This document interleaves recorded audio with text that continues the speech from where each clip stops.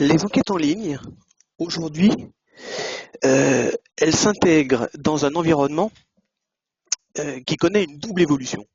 Première évolution, c'est une évolution technique.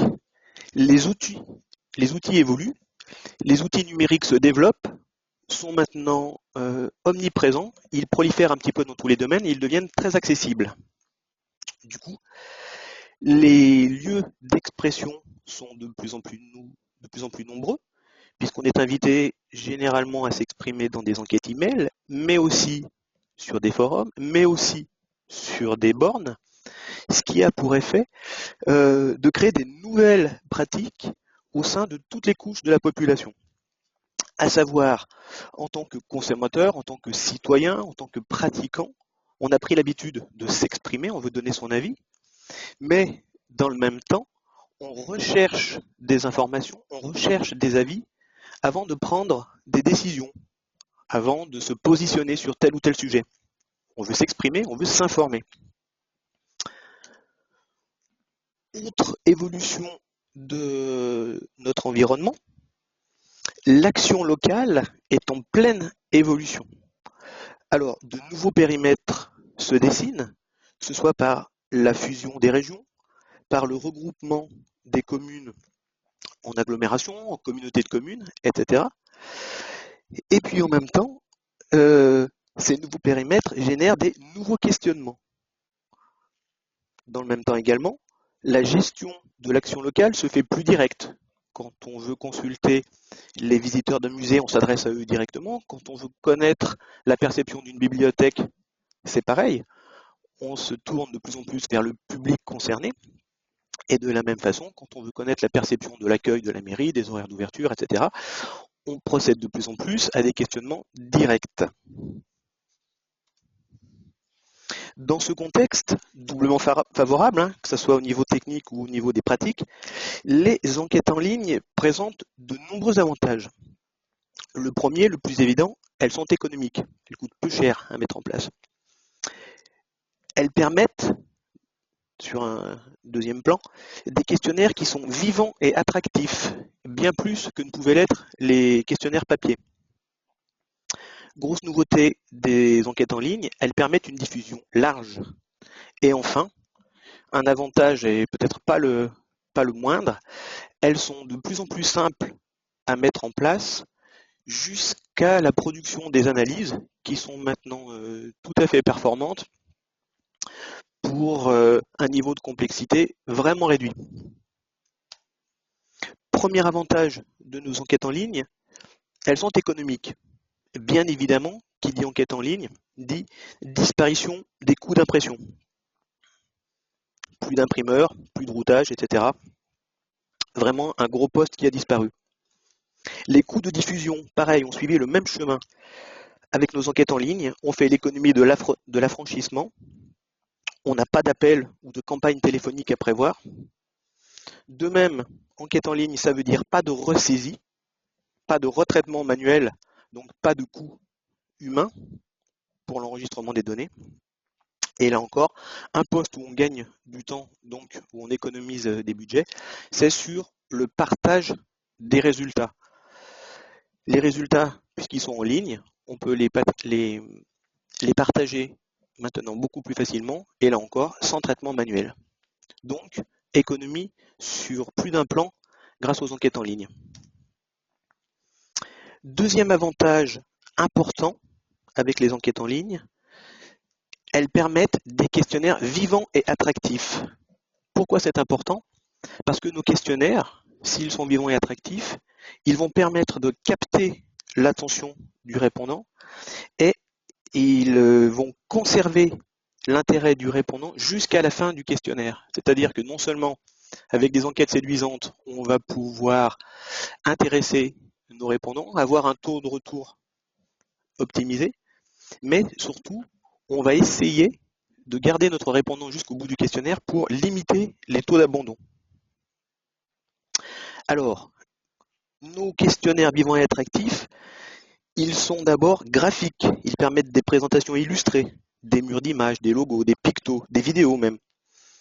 Ils permettent aussi une présentation ludique. on peut faire des tests, on peut afficher des scores, on peut se comparer. Nos questionnaires vivants et attractifs, ils sont aussi dynamiques. Dynamiques dans la gestion de conditions, dans la présentation des questions, dans la gestion de renvoi en fonction du profil du répondant et de ses réponses. Ils sont aussi dynamiques dans la présentation de nos questions, qui, bien au-delà des traditionnelles cases à cocher, maintenant vont pouvoir être animées avec des glissés, déposés, avec des curseurs animés, etc. Et enfin, ces enquêtes en ligne, elles peuvent être attractives puisque vous les personnalisez à vos couleurs, à votre logo, à votre charte graphique, etc. Vous faites quelque chose qui, visuellement, même, va devenir plus confortable que les traditionnelles formes anciennes que l'on connaissait. Avantage significatif des enquêtes en ligne également, la possibilité d'une diffusion large.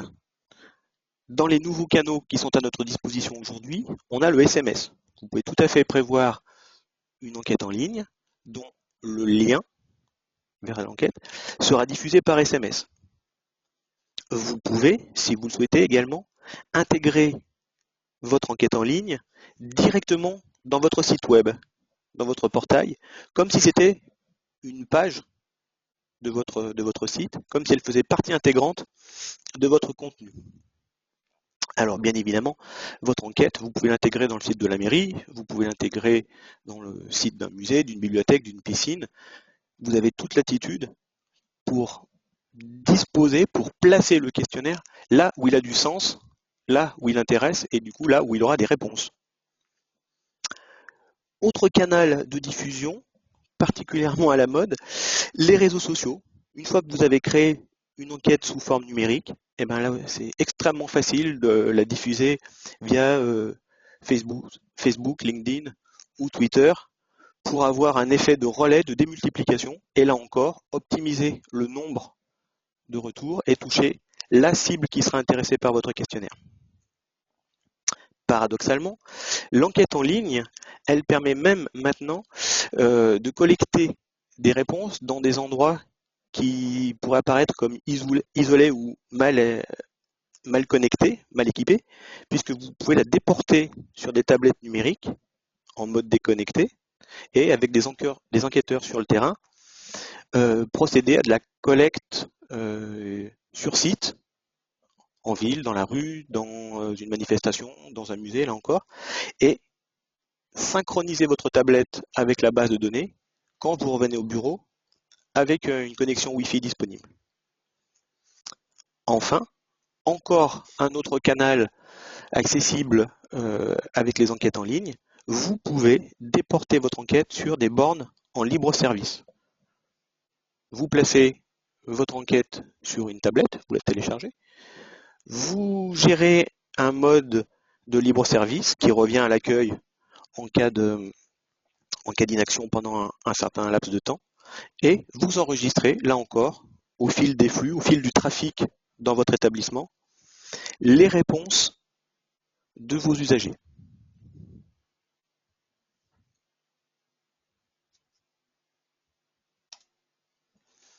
Dernier avantage, et là pour moi c'est peut-être le plus important, les enquêtes en ligne, avec les outils d'aujourd'hui, elles sont devenues simples et puissantes. On dispose d'outils intuitifs pour faire des dépouillements qui sont pratiquement automatiques. On n'a plus de manipulation à faire pour obtenir déjà un premier niveau d'information. On peut aller plus loin avec des traits croisés, avec des filtres. On peut gérer des questions ouvertes, le tout dans un environnement vraiment simple, de plus en plus intuitif, et les étapes de formation sont à minima raccourcies, voire maintenant superflues sur certains logiciels. C'est ce qu'on va voir maintenant avec un exemple. Dans notre logiciel Sphinx Déclic, qui est tout en ligne, et on va dérouler ensemble un exemple selon les 4 grandes phases d'un projet que sont la conception du questionnaire, sa diffusion, on verra comment on organise une diffusion multicanal, 3e phase du projet, prise de connaissance des données, survol des données brutes, et enfin, dernière phase, le traitement de ces données, leur analyse et leur partage. On se place maintenant en situation avec notre logiciel Déclic. Déclic, il est accessible en ligne par une connexion sécurisée en HTTPS et il permet, dans un environnement donc protégé, des données qui sont hébergées en France, qui sont évidemment protégées par des clauses de confidentialité très strictes, il permet pour tous nos projets de décliner nos différentes étapes. Alors, notre exemple aujourd'hui va s'appeler Webinaire Déclic. On va retrouver un accès rapide vers l'environnement de conception, puis la diffusion, puis l'examen des données, avant qu'on procède ensemble à l'analyse de ces données, à leur mise en forme. Si d'aventure on voulait créer un nouveau questionnaire, une nouvelle enquête, rien de difficile. L'ergonomie des outils d'aujourd'hui font que vous pouvez très facilement, en un clic, repartir sur un nouveau projet et créer votre questionnaire et puis enchaîner par toutes les phases qu'on va voir ensemble. Donc concrètement, première étape dans la gestion d'un projet d'enquête en ligne, la conception du questionnaire. Vous vous retrouvez dans un environnement où on va construire le questionnaire dans ses grandes lignes, à savoir, on va pouvoir le personnaliser à vos couleurs, à votre charte graphique, puis on va construire au gré des pages toutes les questions qui vont constituer votre enquête. Si on fait un survol rapide, dans un questionnaire, une fois qu'on l'a personnalisé avec un logo, un bandeau, on va pouvoir ajouter des questions très visuelles sous la forme de pavés colorés. On va pouvoir intégrer, comme on le disait tout à l'heure, des murs d'images pour faire sourire ou pour au moins intriguer nos répondants, capter leur attention. On va pouvoir créer des questions sous différentes formes, avec des pavés tactiles, parfaitement adaptés aux nouveaux outils mobiles, avec les traditionnelles étoiles de satisfaction. On va pouvoir également importer un peu d'animation dans le questionnaire avec un curseur animé ou ce qu'on appelle un drag and drop, un glisser-déposer pour faire s'exprimer le répondant de manière active. Bien évidemment, on a toute latitude pour insérer des questions ouvertes, recueillir des commentaires, des suggestions que le logiciel analysera également. On a également la possibilité d'intégrer des éléments de communication variés, alors des images, du texte commercial, des liens. On peut bien évidemment encore avoir des questions cases à cocher. Et on verra tout à l'heure que dans nos questions, on peut les personnaliser avec des champs préchargés. C'est-à-dire que même à l'intérieur du questionnaire, on a des questions qui sont dynamiques, qui s'adaptent aux répondants. Et enfin, pour conclure, on peut intégrer une page de remerciement, une page de conclusion. Donc, dans l'environnement de conception, on met en forme son questionnaire, on le personnalise, et ensuite, on crée nos pages et nos questions. Comment ça se passe très concrètement? On est toujours dans un environnement simple et intuitif. Je veux rajouter une question. J'ai un bouton Ajouter. Je clique dessus. Une fenêtre s'ouvre. Et sans compétence particulière, je rentre ma question en clair.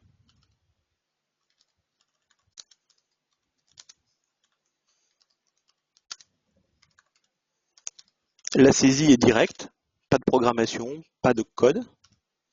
On choisit la forme qu'on entend donner à notre question. Grand choix de présentation, case à cocher, pavé de couleurs, échelle de smiley, etc. C'est ce qu'on a vu tout à l'heure quand on a regardé notre questionnaire. Les modalités que l'on propose aux répondants. Connaissez-vous Sphinx déclic? Oui. Non. Et si on s'en tient à ce premier niveau de question basique, c'est terminé. La question apparaît dans le questionnaire, là où on l'a positionnée, et vous voyez que en quelques secondes, de manière tout à fait intuitive et immédiate, on vient de créer sa propre question. On peut aller plus loin dans la gestion de sa question. On revient sur l'éditeur de la question, et dans ce même environnement, on va pouvoir décider comment va fonctionner cette question dans le questionnaire. Est-ce qu'elle sera obligatoire ou pas? Est-ce qu'elle va se présenter dans tous les cas ou seulement sous condition? Et est-ce qu'elle va renvoyer à une partie précise du questionnaire ou simplement enchaîner sur la question suivante? Donc, on gère des conditions en entrée, on gère des conditions ou des renvois en sortie, le tout sur une seule et même fenêtre. Une fois que notre question est prête, on peut revenir dessus. Si jamais elle ne nous convient pas, là encore, très intuitif, on supprime. Une fois qu'on a mis en forme notre questionnaire, qu'il nous semble prêt à être diffusé, on va le tester. On va simuler son fonctionnement avant de passer à la vraie phase de diffusion. Le logiciel nous met en situation du répondant et nous présente également les différents affichages qui sont disponibles automatiquement en fonction de l'appareil utilisé par le répondant.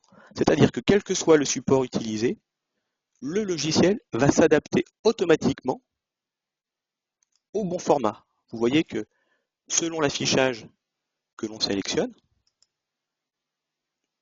le logiciel présente la question d'une façon différente pour que l'ergonomie, la lisibilité et l'agrément soient toujours optimisés. On va voir dans ce questionnaire que des conditions ont été intégrées.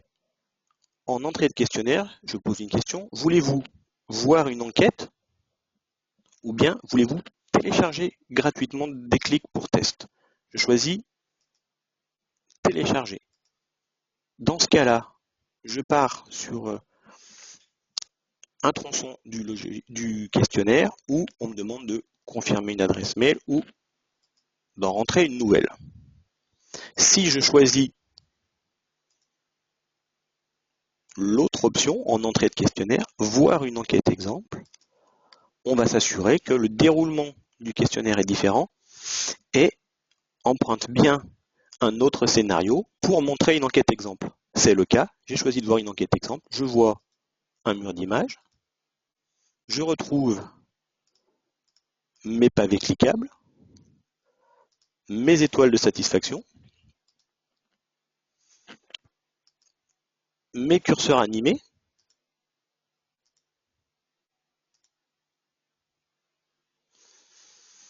je peux tester le glisser-déposer. Quels sont les moyens de transport que j'utilise? Eh bien, la voiture et le car, et de temps en temps, le train. Et puis je décide que le train, je l'utilise plus que le car, je peux réagir, tout fonctionne bien. Les commentaires, j'ai juste une remarque à faire pour la mairie. Attention aux horaires trop restreints.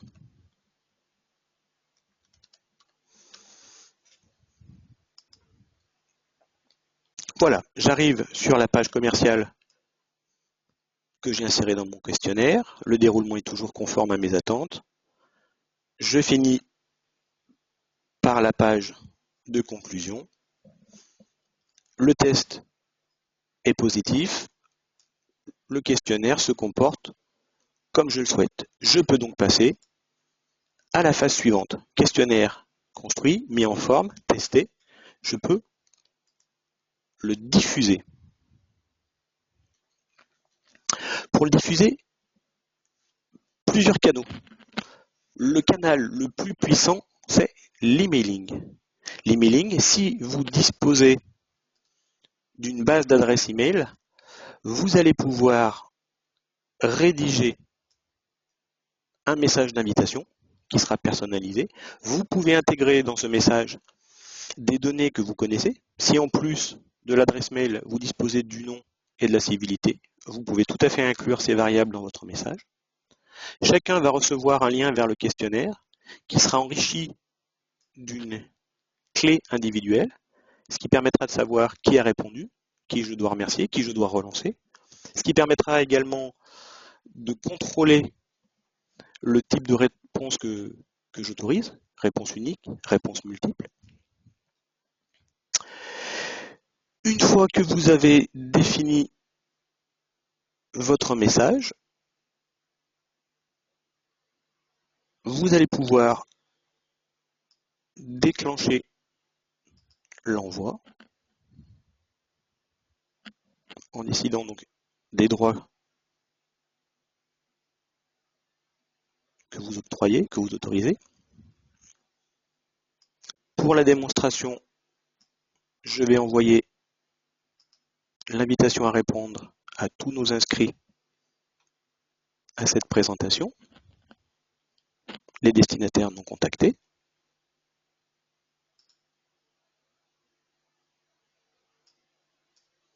Et en quelques clics, la diffusion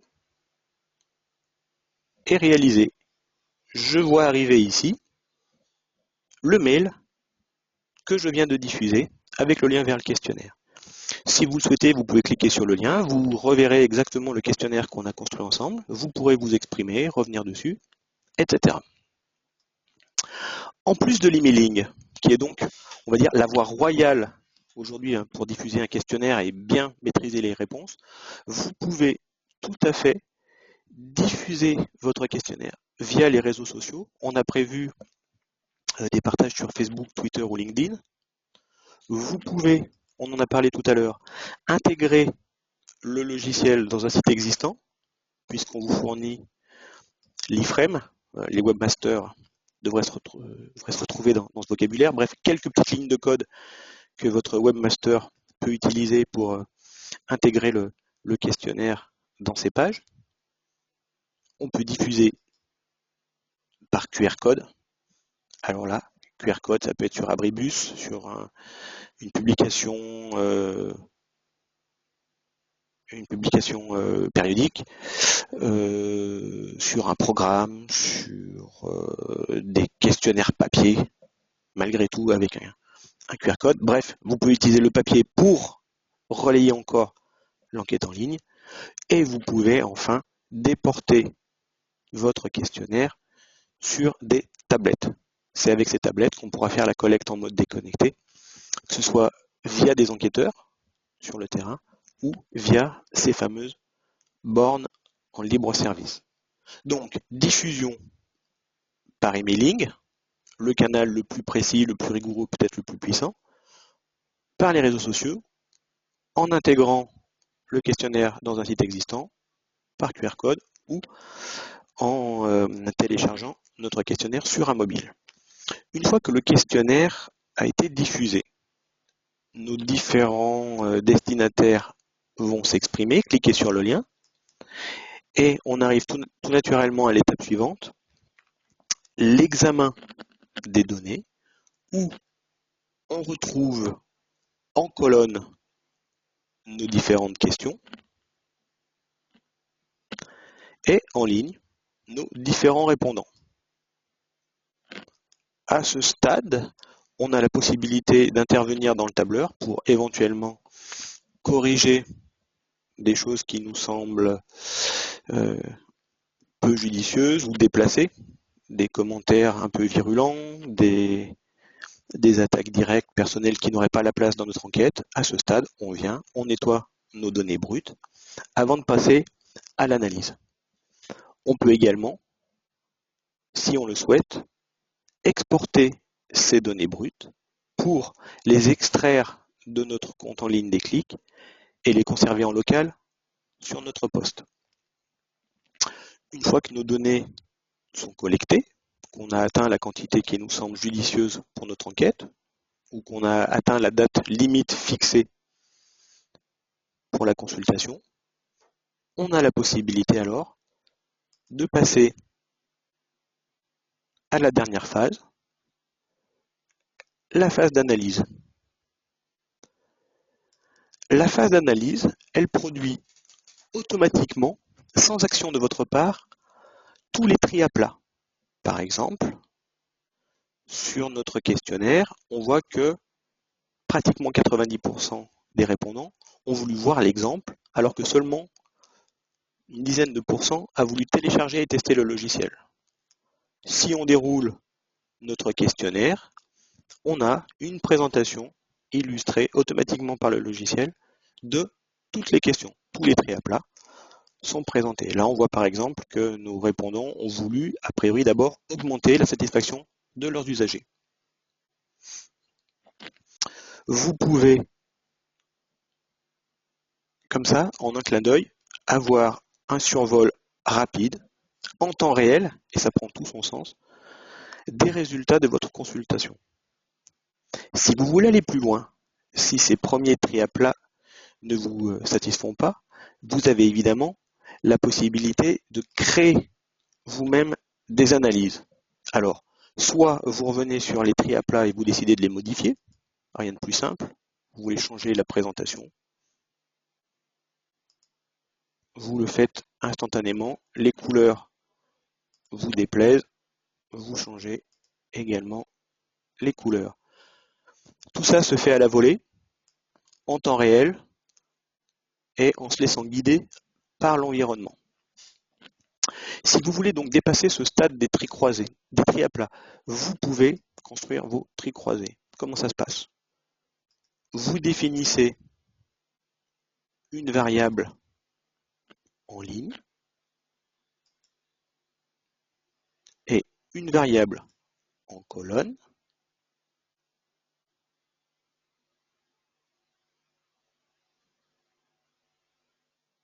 pour le croisement. Alors, et on va croiser avec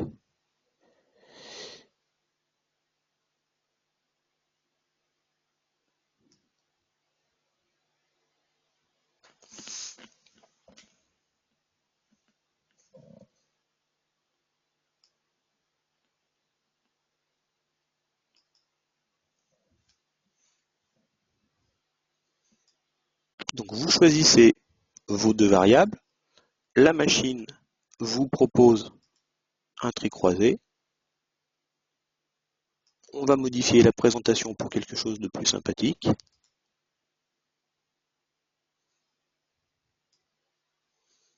Et instantanément, vous avez votre tri croisé qui est généré par la machine selon la présentation que vous avez déterminée. Vous pouvez aller aussi plus loin que le tri croisé.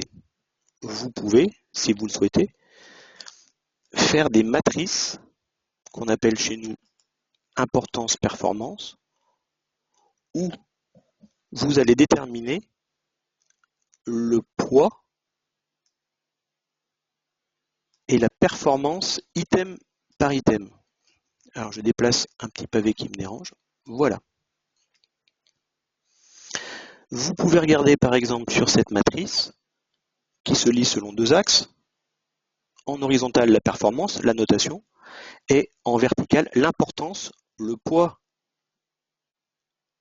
accordé par nos répondants à tel ou tel item. Et vous vous rendez compte que dans notre enquête, on a des des items qui sont très bien notés, par exemple le niveau sonore dans la ville, et qui sont considérés comme importants. Donc bien noté et important, c'est quelque chose à suivre de près et pour lequel on est bon. À l'inverse, si on a quelque chose qui apparaît comme important, mais avec une note beaucoup plus faible, c'est un point de vigilance. C'est quelque chose qui pèse, mais on n'est pas bon. Donc là, on est dans une zone d'action. On est clairement dans un point d'amélioration qu'il faut traiter, puisqu'il fait réagir les internautes et qu'il ne donne pas satisfaction. À l'inverse, vous avez des items qui sont estimés comme peu importants, et leur notation, qu'elle soit bonne ou moins bonne, a priori, ça a moins d'importance, puisque les répondants sont peu sensibles à ce thème. Donc, on peut, avec des clics, vous l'avez vu, faire des tris à plat, premier niveau d'analyse, des tris croisés. On peut faire des analyses multivariées un petit peu plus sophistiquées. Et on peut également traiter du texte. Vous aviez vu tout à l'heure qu'on avait une question ouverte. On va pouvoir l'analyser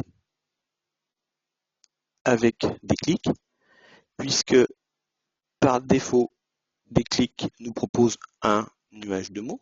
Alors ce nuage de mots, il est paramétrable. Là, il nous affiche tous les mots qui apparaissent au moins 5 fois. On va être moins exigeant. Et pour notre petite enquête, on va fixer le seuil à une seule occurrence par mot. Et on va avoir en un clic une représentation de tous les thèmes qui ont fait réagir nos internautes dans la question ouverte. Et qu'est-ce qu'on découvre? On découvre qu'un thème qui semble récurrent dans notre enquête, alors supposons que ça soit une enquête sur la mairie au sens large, on voit que c'est bien les horaires qui apparaissent comme le thème le plus important ou le plus préoccupant pour nos internautes, devant l'accueil, qui lui n'est cité que 6 fois, et avec, c'est étonnant, les espaces verts, qui apparaissent comme le troisième motif d'expression de nos répondants. Donc, avec un nuage de mots, en un clic, en un coup d'œil, on sait là où se situe l'intérêt de nos répondants, et là où peut-être la mairie devra se positionner, ou en tout cas être vigilante. On peut aller encore un petit peu plus loin dans l'analyse du texte, puisque le logiciel nous permet de faire une codification. Une codification, qu'est-ce que c'est? On crée une grille d'analyse. Alors on a vu que l'accueil et les horaires étaient des thèmes qui faisaient réagir. On les intègre dans notre grille d'analyse. On intègre aussi les espaces verts qui semblaient importants pour nos internautes. Et questionnaire après questionnaire, commentaire après commentaire, on fait défiler le texte, le verbatim, et on vient manuellement cocher les thèmes qui sont abordés. Alors non seulement on va pouvoir détecter le poids relatif des différents thèmes, mais sur l'accueil, on peut même qualifier en disant, bon, on parle d'accueil très bien, mais est-ce qu'on en parle en bien ou est-ce qu'on en parle en mal? Pareil pour les espaces verts, pareil pour les horaires. Donc on peut pondérer les différents thèmes, mais on peut aussi les qualifier. Et comme ça, manuellement, de manière très simple, très rapide, on vient cliquer et on obtient une représentation graphique et objective des thèmes de notre codification. Alors, on se rend compte que l'accueil, il est mentionné dans environ 34% des questionnaires.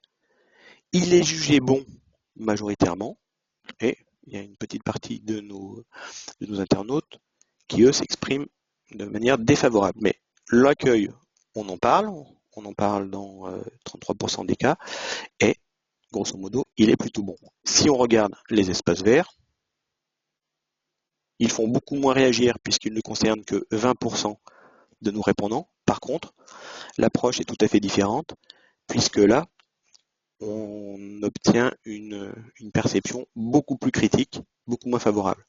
Pareil, si on faisait l'examen des horaires d'ouverture, on a le poids relatif, c'est important. Presque la moitié des internautes ont parlé des horaires d'ouverture, et grosso modo, ils ont parlé des horaires d'ouverture pour se plaindre, puisque ces horaires sont jugés inadaptés.